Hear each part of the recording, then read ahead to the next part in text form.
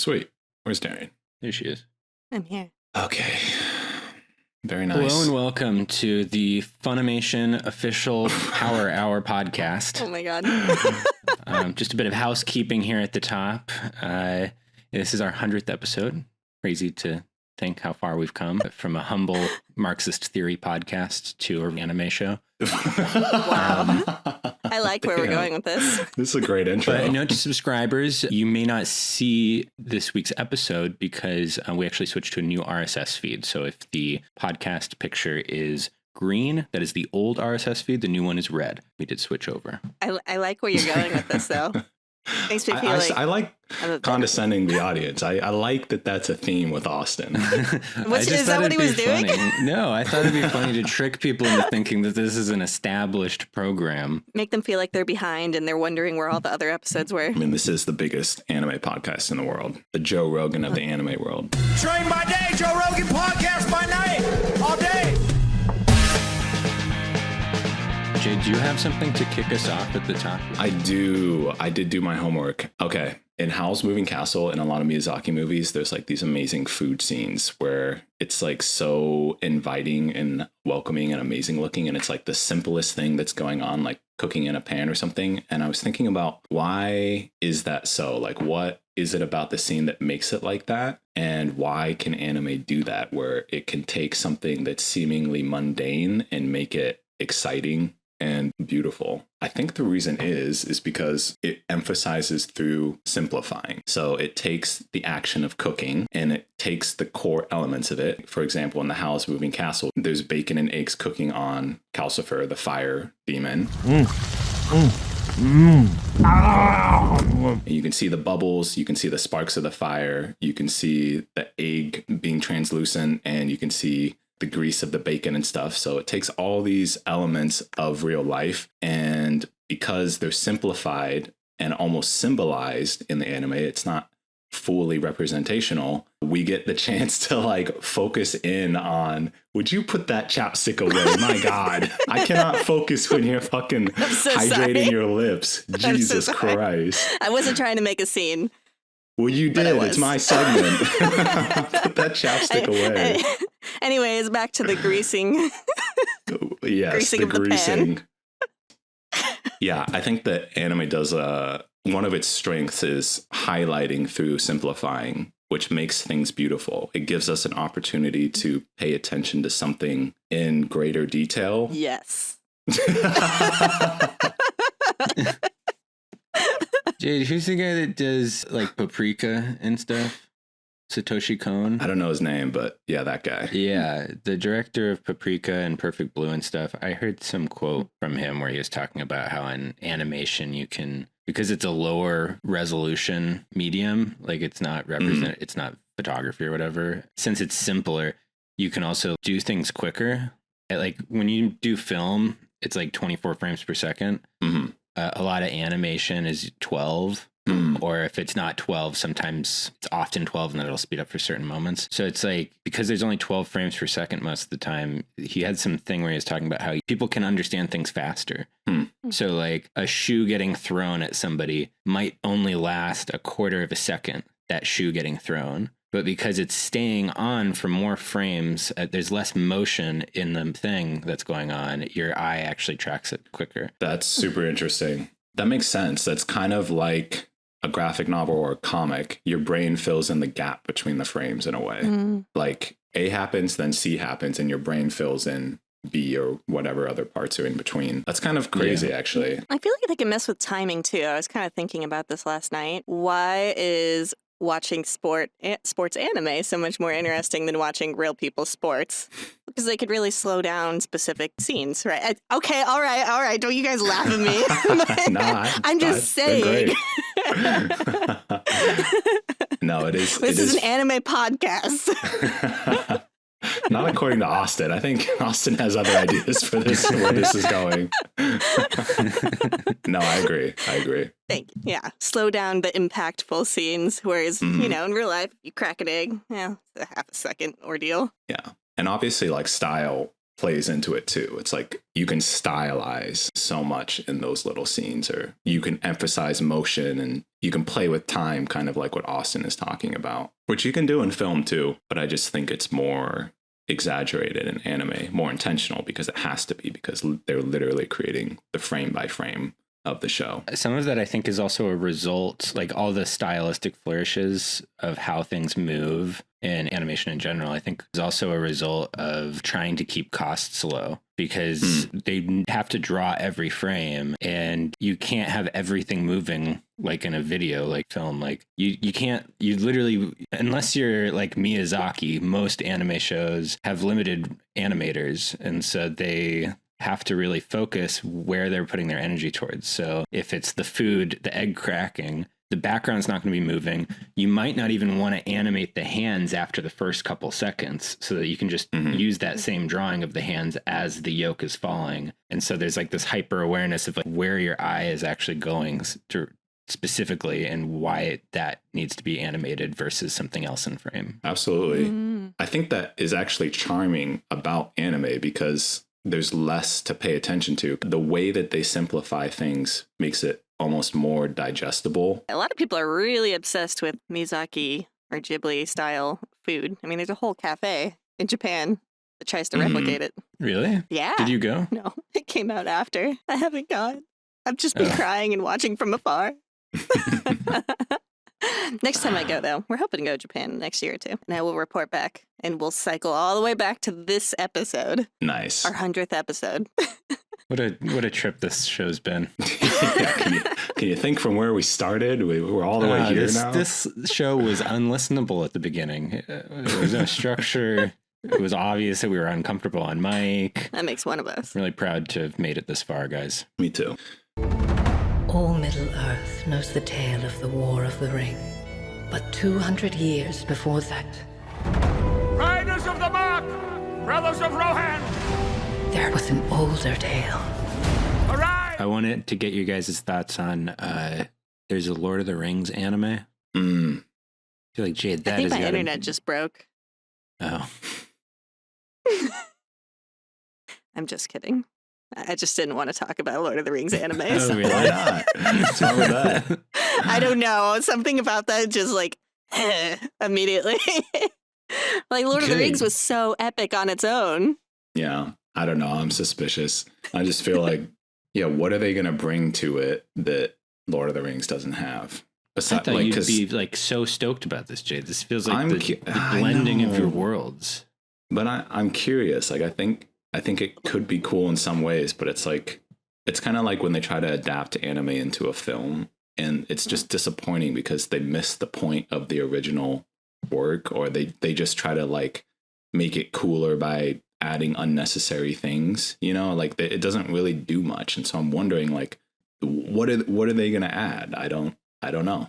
If they're just going to add like cool fight scenes, like, yeah, that's cool, but that's not the point of Lord of the Rings. That's not what makes it connect with people.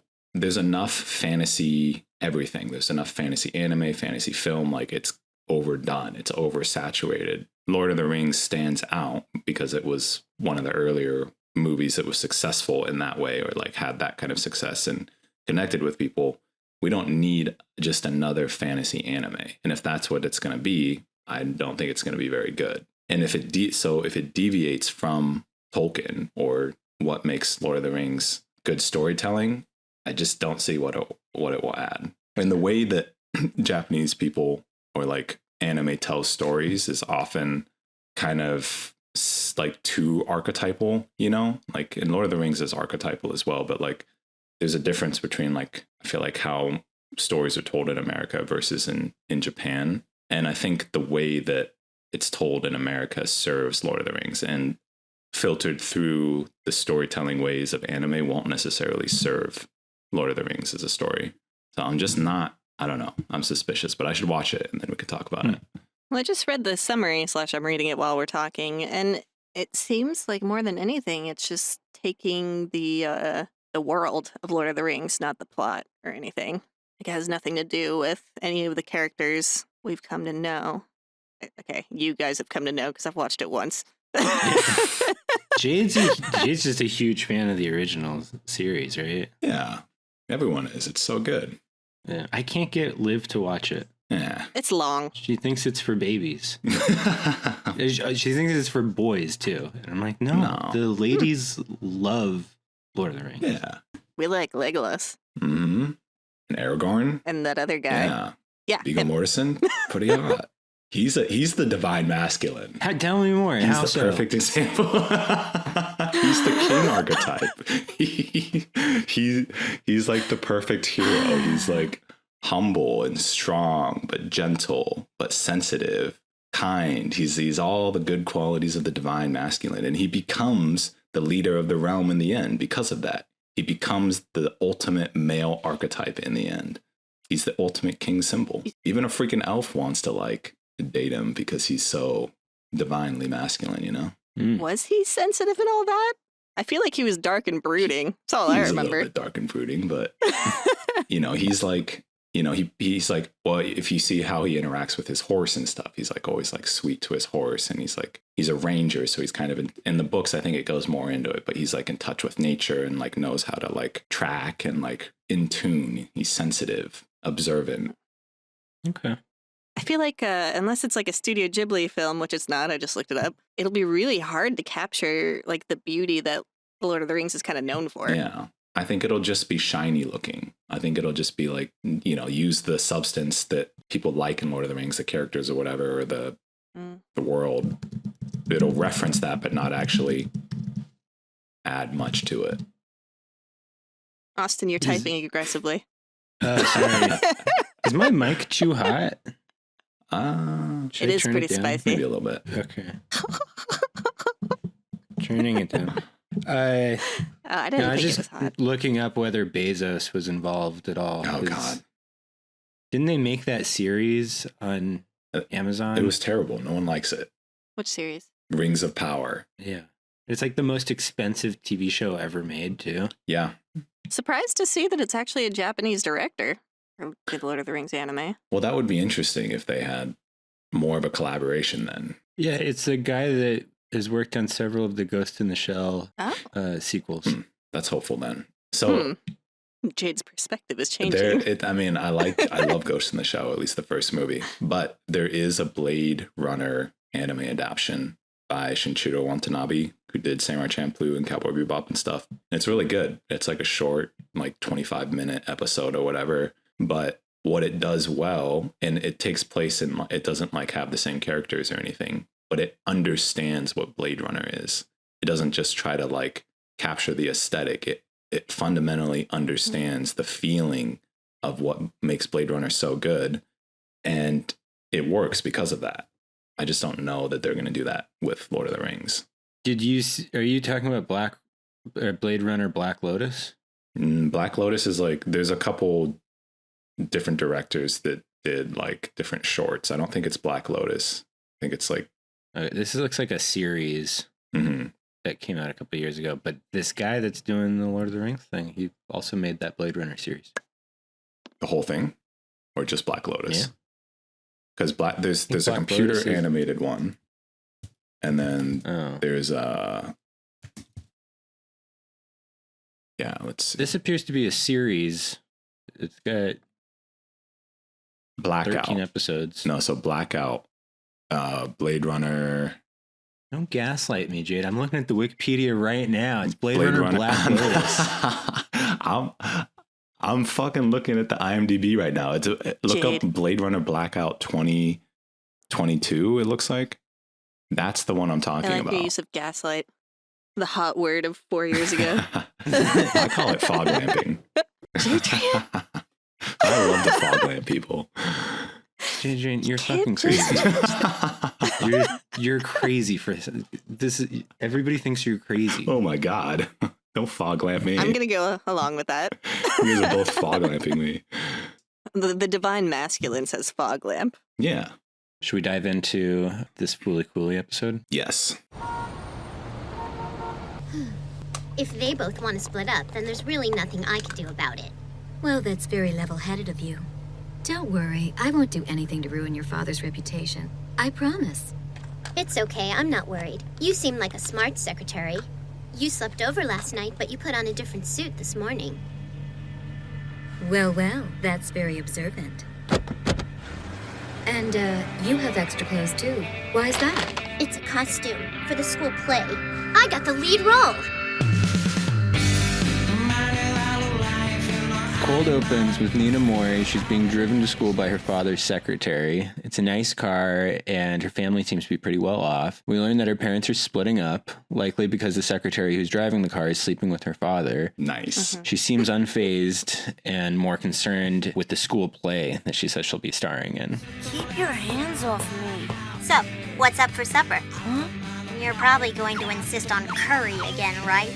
I hate spicy stuff. The next scene, Haruko is working on her Vespa and teases Naota over his dislike of curry. He comments that he hates spicy food. I remember being very perplexed about why everyone was feeding Naota spicy curry, but then pretending it wasn't spicy. Curry will return in the end during the final battle. It was a good thing it was spicy in the end. And she responds, "That's why we're going to buy you Little Prince Curry brand. It's for kids." Which I feel like is just back into this theme of like him wanting to be an adult, but like having to face up to the fact that he's still a kid. For sure.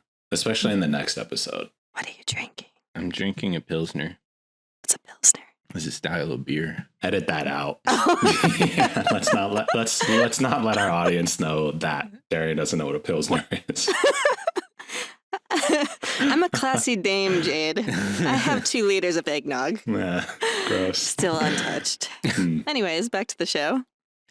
Back at school, Nina Mori and Naota talk before classes. Nina Mori is wearing a USSR sweater, I'd like to know. I noticed that too. Yeah, I knew you were going to freak out about that. Why do you think that they gave her a Soviet Union sweater if she's the daughter of the mayor? Is it to make her more rebellious against her family? Like, I didn't really know why overall she had that, other than adding to her character as not liking her parents or also being a rebellious kid. I wonder if it's supposed to kind of symbolize the town almost. Because I know I'm a little further ahead than you guys, but some other similar references in later episodes, not just with her.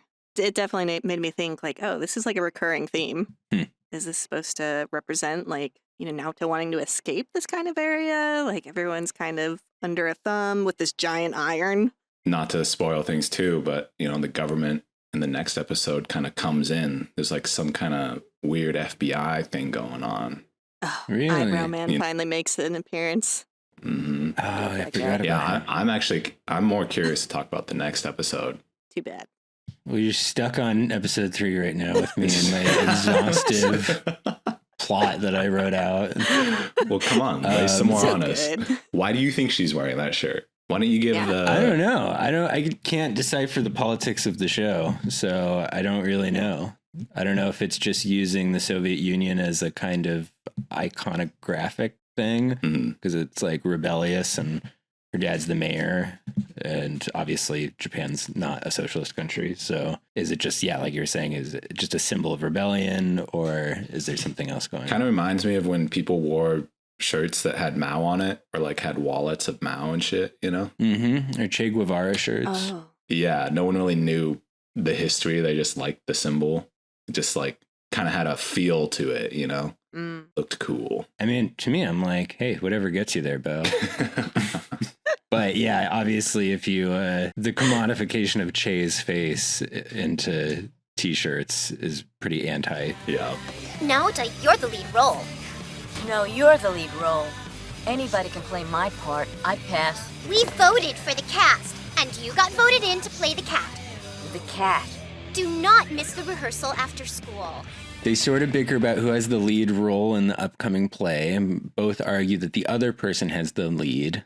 Naota is apparently going to play the cat. Apparently they had held a vote as to which student would play what, and their classmates had voted for them to be the leads. And I thought it was also a fun nod to the fact that Nina Mori is sort of the lead of this episode. I'm looking over my notes. I'm looking over my notes. I can just keep going. I can barrel right through this.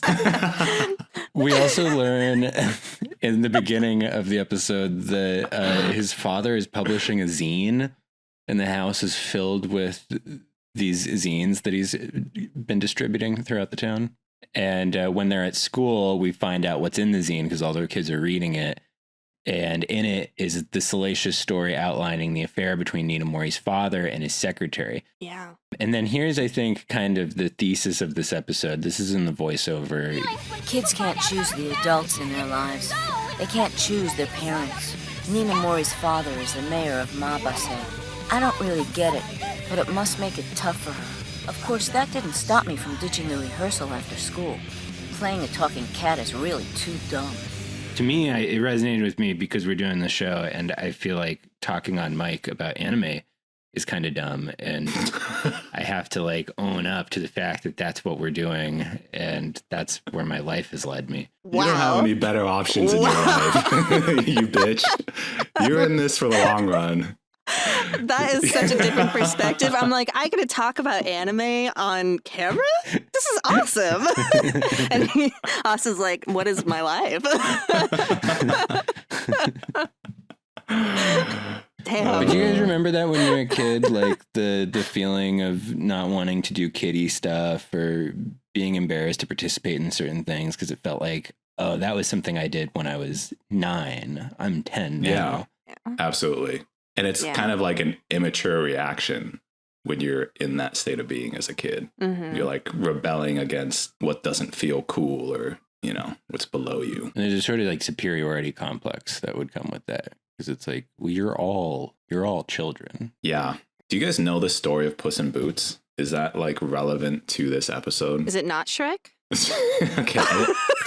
I know that it got adapted into a Shrek movie, but it's apparently like a play, right? Yeah, I thought it was kind of an old story. According to Wooly Cooley. We should have maybe done background research on that. Next time. I used to be in school plays. It was really dumb and embarrassing. But I was kind of happy, too. Mom and Dad both came to see me together, so it's a good memory. No, it skips the theater rehearsal to hang out with Mamimi. She, like every other older woman in her life, spends most of her time with him trying to cuddle. Eventually, she removes his hat and discovers that he has cat ears growing from his head. Did she touch them? Yeah, she gives him like an orgasm by like playing with his ears. Then Nina Mori, she's at her house and there's press and everything there. So she retreats to the train station to get away from the media circus that has developed. This is where she bumps into Naota. They talk about her father's scandal, but she shrugs it off. She says, but hey, I'm pretty rich, you know. I'm a nouveau riche princess. She asks him if he'd like to go somewhere. And then right at that moment, after bragging about how rich she is, she then says, you're Puss in Boots, my servant, right? I'm your owner. So just be quiet and do as I say. And Jade, I wondered if you have any thoughts about like the masculine, feminine archetypes right now that are playing out between Nina Mori and Naota. Yeah, let's hear about that magical masculinity. Magical masculinity. Much better than divine masculine. Is Nina Mori the devouring mother? I don't know. It's like she wants to possess Naota like a cat. You know, there's this cat theme going on. She's obviously dominating, but I don't know. You lost me. I have no idea. It's like what thematically this could represent between men and women. I feel like for her, it's more representative that she's trying to control something in her life. Like her life is spiraling. That's a good point. Yeah, that says nothing about the magical masculine. That's Jade's department. That's true. I'll get back to you guys on that. I did the psychology part. I mean, frankly, women are too chaotic to understand the divinity that Jade is describing. 100%. That's what he told me. Don't ascribe to that personally. I'm not surprised. He's probably whispering it in your ear while you're sleeping. You can't bottle up the divine masculine. It's too big. Just like these nuts. Okay. Who's that? Our housekeeper.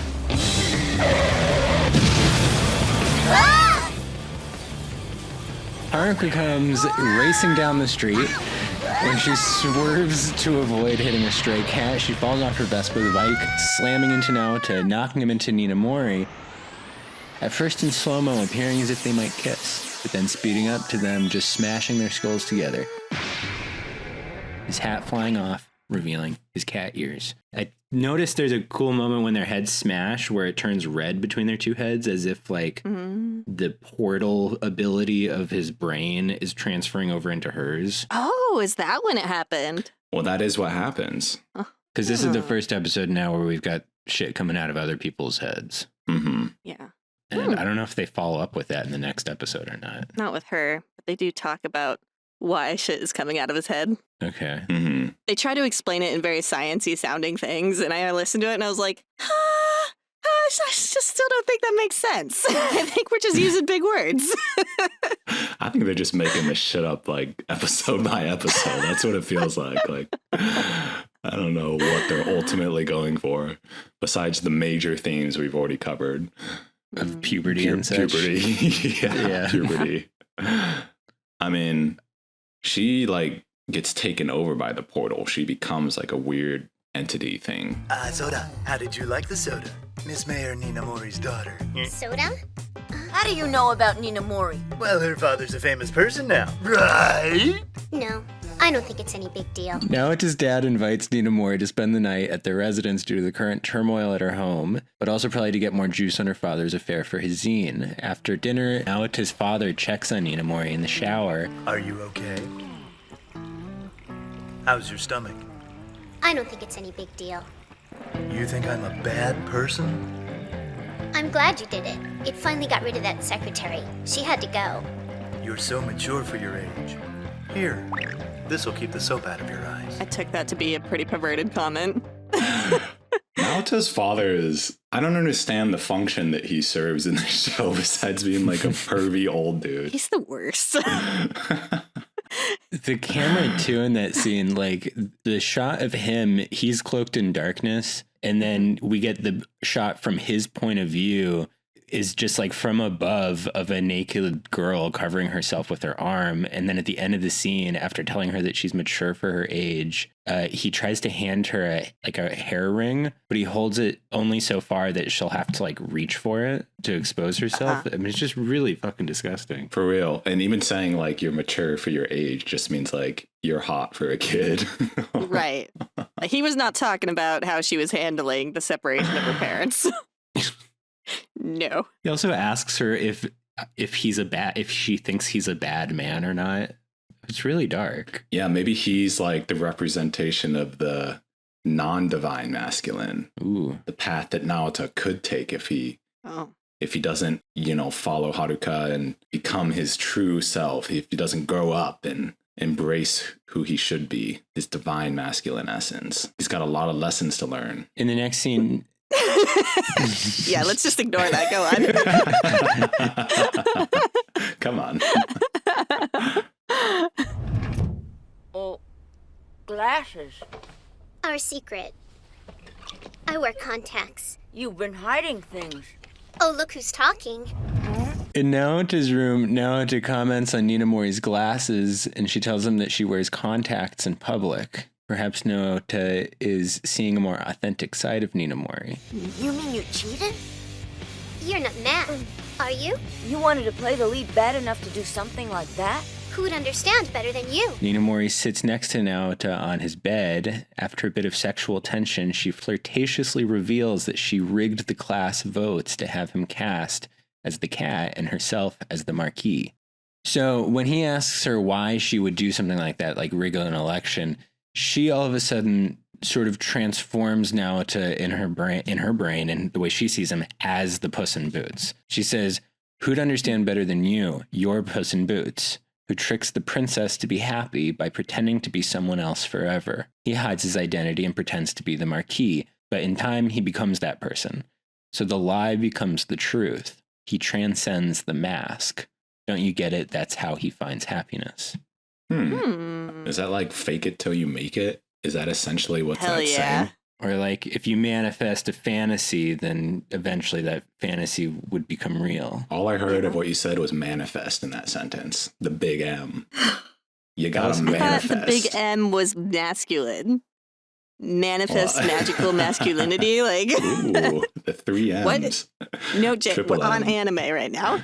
Right. Triple M. So Naota still does not want to be in the play, so she blackmails him, saying basically like, "I'll let everybody know about your cat ears." I'm not going to let you go home. I don't want to do the play. I told you that. It's already been decided. Why are you so uptight about it? Everyone's going to see it. A few people are going to see it. I want them to see it. 'Cause you're a show-off. My parents are going to see it together. But the next day when they're in an argument during their rehearsal, in their argument, we basically learned that Nina Mori just wants the play to happen because it'll force her parents to sit next to each other. Mm-hmm. In an earlier scene with Mimimi, she talks about how she always enjoyed the school plays because it was a time for her parents to get together. Her parents are also separated. Mm. So that's her entire goal for orchestrating the whole thing with getting them to be the lead and everything, was just to get her parents to sit next to each other. School plays are for little kids. We are kids, including you. I'm not gonna play a cat. It's embarrassing. You think that's embarrassing? With a head like that? What's that, ears? When Nina Mori angrily reveals Naota's cat ears to the whole class, he retaliates by revealing her vote rigging. Yeah, you're the one who cheated to get the lead role. Dead quiet, and then you hear the sound of the medical mechanica building. It's like this horn. Her fantasy's been shattered. That's when the fucking thing comes out of the head.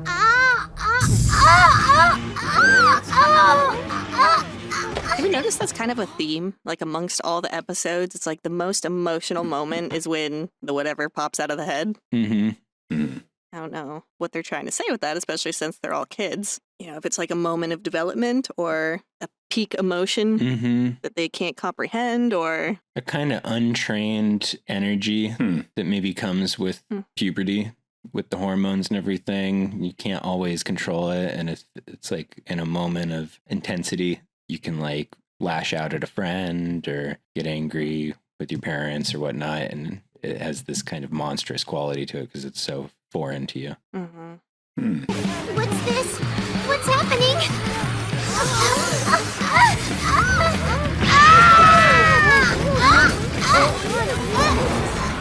Not from Naota's head, but from Nina Mori's emerges a massive creature from... The robot on Nina Mori draws forth, though, is unlike the robots that Naota produced, where his robots have been angular and dominated by hands, or like Kanti's TV eye. Nina Mori's robot is bulbous, flexible, expands into a flower when prodded by Haruko's base. I thought hers looked like a tick almost. Yeah. Which was very gross for me. But tell us more, Jade. You guys are really trying to put me on the spot here. I'm telling you, this episode did not do it for me. I like the fight scenes. I always think the fight scenes are really awesome. They go like full budget on those. They're super fun. Definitely remind me of Gurren Lagann. I don't really know what it represents. I don't really know. Felt like this we'd get more out of Jade on this one. This episode didn't do it for me. I'm telling you, it's the next episode that I want to talk about. But okay, well, I'll go kill myself while I read the rest of the plot synopsis. No. Just like slowly. Damn.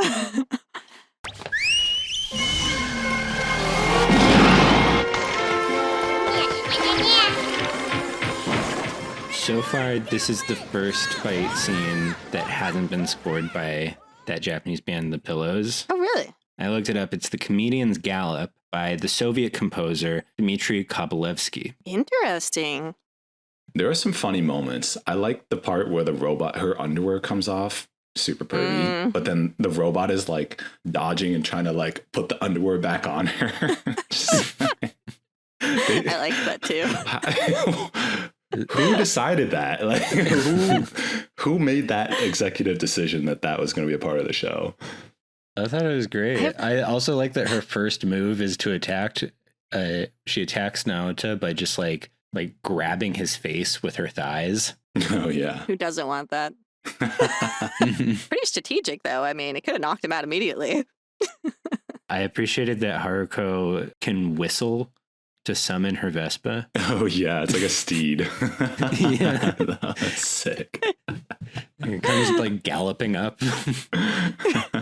Yeah, you never really know what the rules of the show or the world is. That's part of what's so fun about Fooly Cooly. She's an alien, right? Yeah, that's what they keep implying. Yes. Okay. Yeah, we find out more in the coming episodes. I'm excited to see how the last episode kind of wraps it all up now that we're adults and we're trying to analyze this anime. It ain't Takun's curry! Haruko and Kanti manage to defeat her robot with the help of curry, spicy curry that gets thrown in there. Class goes through with the play. And then there's the quote in the voiceover, in the end, Nina Mori's father wasn't prosecuted and he didn't get a divorce. But Nina Mori says she doesn't care either way. On the night of the play, Naota is surprised to see she's wearing her glasses as part of her costume. She responds by sticking her finger through the frame of the glasses. They're fake. I didn't really get that. I felt like it was showing that she was still unwilling to be vulnerable and like truthful and herself. Yeah. Earlier, when we thought that she was being vulnerable by wearing her glasses around Naota at his house in his bedroom, it goes to show that those glasses even then were part of a costume that she was wearing and an air that she was putting on for Naota. That the whole thing was an act. I think her even acting that she didn't care about her parents' divorce was an act. Mm-hmm. Like struck me very much as like a kid that doesn't know what to do. They're powerless, so they're just gonna pretend they don't care. It's quite sad to watch. I appreciate you breaking down this episode so much, Austin. I know thank you. You labored it and you drank your great pills, whatever that says. We did not give you that much. Sorry. Yeah, it's all right. But once we're done with Fully Cool, it's like you guys are gonna be running the show, and then I can just throw cheap shots from the sidelines. Take the back seat. Oh, I'm excited. There was a rumor that she was going to change schools, but she's still here. Nina Mori-san, break a leg! Oh, look, glasses.